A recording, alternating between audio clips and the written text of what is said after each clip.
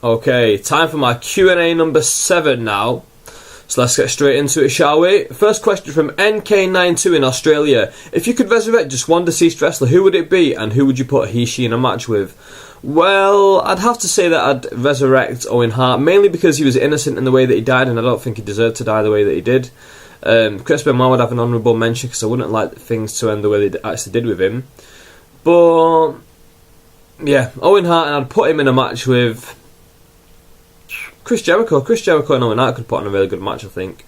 That would be entertaining. Next question from Derby11 MCFC in what says here is Melbourne, Australia. I've played against him on FIFA Online, actually. Do you think WWE should focus less on older wrestlers like Kevin Nash and Booker T and focus more on younger talent? Well, the thing is, the older talent aren't getting that much of a focus, in all honesty. Kevin Nash was only on a show once every while, and Booker T is only a commentator. They used it in small little doses just so that they can help to put over younger guys. Like Booker T's helped to put over Cody Rhodes a little bit more. Kevin Nash did the job for Triple H, who's still around, who will one day then do the job for someone else, and it will continue rolling like that. So, no, I don't think there's much of a problem with them using older guys, as long as they don't bring in too many at once, like TNA do. If they just bring in a few, it works. Next, from Omar156FUL, from the Kingdom of Saudi Arabia. This is a really international one, isn't it? It says, what do you think of Captain Charisma's world title streak? Do you think WWE might give him another shot as a face to become the face of SmackDown, and why? I don't think they will. Mainly because he's quite old and he's not that kind of wrestler who you want to base your company around. He's a good worker, but he's not the main attraction. He's just a side bit who people are interested in as well. He doesn't need the title. No matter if he's got the world title or if he's just doing the opening match even, he's just going to get the same amount of interest from the fans, so that he doesn't need to have the title put on him. Plus, there's better guys to put it on, guys like Randy Orton, guys like Daniel Bryan, guys like Mark Henry, all more important in my opinion. Although Daniel Bryan, again, he sort of falls into the same category as Captain Charisma, Christian. Next, from Peep for Life 93 in Aberdeen, Scotland. It is fucking international, isn't it? Do you think WWE is stupid enough to end the Undertaker streak? They've said in the past, when the streak ends, Undertaker ends. Yes, I do think that... well, I don't think it's a stupid idea. I think it's a clever idea. The fact is, the Undertakers, they've built up such a great streak, and they've done it accidentally. They didn't do this purposely from the start. They probably got to about WrestleMania 17 and thought, hey, do you know what? We've actually got something going here. Let's keep it going and like build him up. And yeah, it's not a bad thing. The Undertaker, when he retires, he's useless to pro wrestling. The only thing he's got left to give to the pro wrestling industry is the streak. He's got this massive rub that he can give one of the members of the next generation and say, listen, here you go, you're going to beat me and you're going to be made to look like an absolute megastar. And I think it has to be done. If he does retire with the streak, I'd be unhappy. And I'm an Undertaker fan, I like the guy. But if he did retire with the streak, I would be unhappy because it's a wasted opportunity. And it's WWE once again failing to make new stars with the opportunities that they do get. The only problem is finding the right guy to end it. I hope it's not someone like a Triple H. I hope Undertaker beats Triple H this year, and then next year works a bit more of a schedule, and then in the end loses it to someone like Wade Barrett. Next, from Mr. Undertaker the Man in Flint, Michigan. What is your favourite match and why? My favourite match is Daniel Bryan, aka Bryan Danielson at the time, versus Desmond Wolfe, who went on to... versus Nigel McGuinness, who went on to be Desmond Wolfe in TNA. And they had an awesome match, ROH Unified in, I believe it was Liverpool. And it was like 99. It was like 2006 or something like that. And yeah, it's just such a good match. It's a unification match with the ROH World Title and the ROH Unified Title on the line, and it's such a good match. The psychology of the match where you can only have 3 rope breaks. So once you use your 3 rope breaks in the match, the ropes are now out of play, and you don't need to break if the opponent's in the ropes. Such a good psychology to that match that I really, really did enjoy it. It's fantastic. Next, from Hot Diva Steph. Which WWE Diva do you think deserves a push? Which WWE Diva needs to retire? And what women's wrestler do you want to see return in order to save the failing Divas division? Well, I'll answer this a few questions at a time. Who deserves a push? Within the WWE right now, I'd give a push to somebody like... what's she called? Eve Torres. Eve Torres, in my opinion, could be the next big face of the WWE Divas division. She's better in ring than Kelly Kelly. She's better, they're sort of on a par. They look different. They're both very good looking girls. I think she could be the next face of the women's division if they just push her right. I think the problem with the women's division at the moment is that they're not wrestlers, they're models who've come into WWE because they want to be a celebrity, they want to be on TV, they want the lifestyle, which is all good and proper, because if I was them, I'd want that too. But the thing is, they need to be sure that whoever they're pushing is going to be sticking around and not just fucking off as soon as they've made a name for themselves, like Stacy Keibler did, like basically Stacy Keibler. She was a model, she came in, made a bit of a name for herself, and now she's dancing with the stars and all that bollocks, and apparently going out with George Clooney.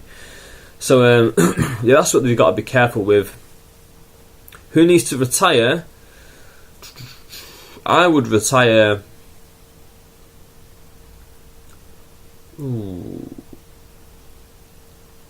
I'd retire Kelly Kelly from in-ring action. I'd use her as a valet because, again, like I said before, very good-looking girl. She just can't wrestle, so there's no point in keeping her around in the wrestling ring if she cannot wrestle. Use her as a valet. If you need to, use her in a match once every year or so, just to build heat around the character. Not even once every year, once every few years. Next, Skillage Stars in Manchester, UK. Have you been watching SmackDown recently? Because they have been showing Undertaker vs CM Punk for like 4 weeks in a row on the WWE from the Vault in between broadcasting. I think it would be Punk vs Taker at WrestleMania. What is your take on this? I think no, not a chance. The thing about WWE in the Vault from the Vault is that that's only used on international episodes of SmackDown just to fill up space that advertising takes in the American version. I think that's what it is. So they're not even showing this on the American version. They're only showing these matches just because they're just putting them on there. Just to be honest, I don't think they even care. I bet there's one guy who sits there and he thinks, "Oh, I like this match. I'll put this match on this week." And I honestly think that's all it is. As far as Punk and Undertaker at WrestleMania, I think it's set up to be Punk versus Jericho with the whole best in the world thing being up for grabs. And then you've got the whole issue between Taker and Triple H to be resolved, seeing as Triple H mentioned it a few weeks ago. He said, Undertaker might have beat me at WrestleMania, but I made sure that he couldn't walk out on his own legs. And that, to me, is a clear intent that he wants to face Undertaker again at WrestleMania. Next from Draco the Dragonite UK. What is your opinion of Crimson and the undefeated streak in TNA? I think it's good. I think the undefeated streak's quite low-key. They're not really pushing him as that big star like WCW did with Goldberg. It's very low-key. It's not coming off as huge because TNA don't have the fan base that WCW did, but still they will be building up to be a strong character, and I think in a few years' time he will be one of their top guys. Next, 1NKIL in sunny Wales. Oh, love your vids, dude. Rock versus John Cena will make loads of money on one night, no doubt. But do you think that the two individuals are hurting the company in the long run by denying young talent a chance to shine in the main event of WrestleMania? No, I think they're the complete opposite to this. I'll explain why. Rock vs John Cena is a match that you can put on a WrestleMania card, which is going to draw in a lot of fans.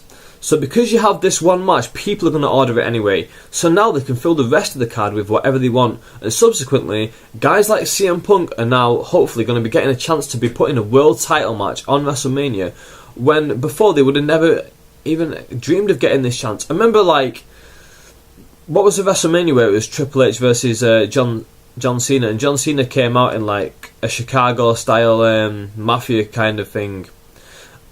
And CM Punk was one of the mafia guys dressed in a suit, and someone commented on it online saying, "Oh, that's the closest CM Punk's going to get to a main event at WrestleMania." Well, now total opposite. CM Punk is now got the chance to be the main event in WrestleMania. Go back 2 or 3 years, and you would have think this is impossible. Even go back a single year, and you'd think, "Nah, CM Punk will never make it that far." CM Punk now has the chance to shine on the main event stage of WrestleMania, and I think that's a great chance. Also, the other world title match, Daniel Bryan holds the title at the moment. Even if he isn't in that world title picture, it will be guys like Mark Henry or Wade Barrett who are in the SmackDown World title match. at WrestleMania. That is a big thing because these guys have never had the chance before to do that, and now they're getting that opportunity. Next from R189 for 11. Who do you think will most likely return this year? Batista, JBL, Brock Lesnar, or Goldberg? Batista, I think he'll always be open to a return, in all honesty. But again, like I was saying with the model thing before, that's basically what Batista did. He made his name for himself. He became a bit of a celebrity, and then he fucked off. He made his money. He was like, oh, I don't need this anymore. And fair play to him. He's made his money, you know. But out of the four, he's probably the one I'd like to see return the least. JBL, I don't think he's going to return. He's fucking loaded. He sits in the sun all day. I've seen a few of his tweets on Twitter, and he's just follow me, by the way, at Anwar_thinks. Yeah, he just sits in the sun all day. Why would he want to go back to wrestling and being on the road with all these sweaty guys? Brock Lesnar, I would have thought he was less likely to come back full time, but now his fucking thing with UFC is pretty much over. Well, he said it's over, so now that's done. I could see him coming back, maybe not full time, but you know, the odd show every now and then. Or Goldberg, I don't think Goldberg will come back. Maybe one match ever, but that's about it. Maybe if he comes back, he can put over Brock Lesnar in a one-off thing, and then Lesnar could end up putting someone else over somewhere down the line, and it would all work out. Those fucking shitloads of questions this week. Now from LeeBlade09 in the UK. I really love it when you send in loads of questions, by the way. It gives me more to answer and makes these videos a lot more interesting, doesn't it? Right, hello, which WWE NXT superstar do you think will be the first to win the WWE Championship and why? Daniel Bryan, because he's already done it. Simple as that. Apart from that, because you might have sent this in before he won the title, Wade Barrett. It's got to be Wade Barrett, hasn't he? He's a monster, I think. Skip Sheffield could win the world title. I firmly believe that when he does come back. If he ever does come back, apparently he's not injured anymore, but they're just not using him. Another one from Skillage Stars in Manchester, England. What is your opinion of The Undertaker's new bald look? If you know about it, that is. I'm not too fussed about it, to be honest, because I don't think he'll have that look when he comes back to wrestling. I think that was just a thing where he thought to himself, you know what, I'm not going to be wrestling until WrestleMania. I might as well shave my head, you know, go for a bit of a new look, reinvent myself a little bit while I'm outside of wrestling. Reinvent Mark Calloway. I don't want to be The Undertaker for now. Cactus Clothesline. What is a style of wrestling that you cannot stand? I like everything, to be honest. I like a good... If it's good, I'll watch it. If it's a good hardcore match, I'll watch it. Midget wrestling, to me, is something that I can't really get into that much. I just don't... for me, it just doesn't do it. I'm watching, as a lot of people know, I'm watching WWE in 1997 at the moment. And there's a lot of midget wrestling on that. Guys like Max Mini, Nova... who else is on there? Tarantula, Mosaic, guys like this, and to me, it's not something that I really like. But then again, Hornswoggle, I like Hornswoggle. People like to say, "Oh, he's rubbish, he's childish, he should be out of it," but he does his job. He does his job very well. So, you know, don't hate on him for that. Next, some Raging Ebue, what a fucking name that is, in Derbyshire, England. Who do you think Kane should face at WrestleMania 28? Kane. I think he should face Zack Ryder and beat him for that US title, in all honesty. That would be good, but I think they'll maybe blow off that angle a bit sooner than that. But yeah, I'll go with that for now. Zack Ryder, US title match, Kane to beat him, Kane to go on with that title and be undefeated with it for a while. Another question from Hot Diva Steph. Who do you want to watch at WrestleMania facing against CM Punk? I think maybe Stone Cold Steve Austin, if you would like to go through with it. Or Chris Jericho. What dream match would you like to see at WrestleMania? Well, that's two questions there. Who do I want to see against CM Punk? I want to see Daniel Bryan against CM Punk, in all honesty. That'd be an awesome match. It looks like it's going to be Jericho. That'd be cool. Austin, I believe that next year could be Austin versus CM Punk, and I would love it to be Austin CM Punk next year. That would be amazing, in my opinion. But I don't want it to be another 1 year build up. That would be a bit lame. What dream match would I like to see? Ooh.